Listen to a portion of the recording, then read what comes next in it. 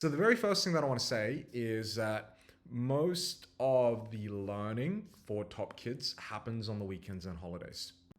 Today's topic is going to be about weekends and social events wiping out your momentum. So I'm also going to put in holidays into all of this.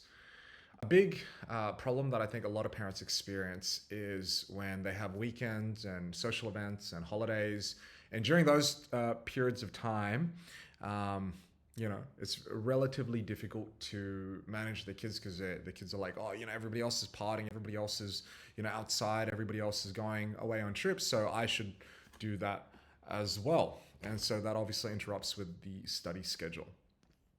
So what I want to do today is talk about strategies and things that you can do to work around that, and things that have been very useful for the top students that I've interviewed. So every year we always interview the top performers in selective OC and whatnot, and we always ask them, what their weekend schedule is and what the holiday schedule is and how they go about prioritizing their time.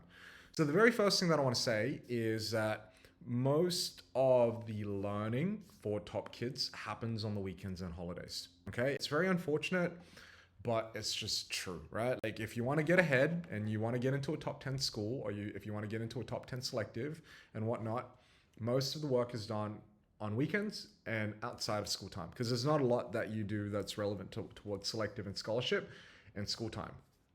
And so that's not to say that you can't enjoy your weekends. That's also not to say that you can't have social time on weekends.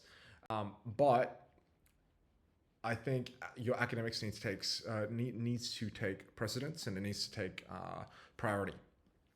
And so what I would recommend to everyone is set a weekly target of how much work you need to do.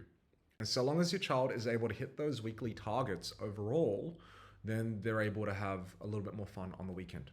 So the reason why I think setting a weekly target is more important than setting daily targets is because obviously things come in the way, right? And oftentimes when you set these kind of unreachable goals on the weekends, like studying 3 hours a day every weekend, and there's like social events that happen, then your child feels demotivated and they feel like they've kind of disrupted the schedule.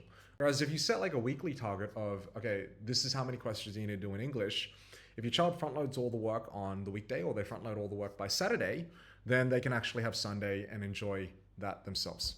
So it's almost like a calories in, calories out kind of approach. It's just numbers, right?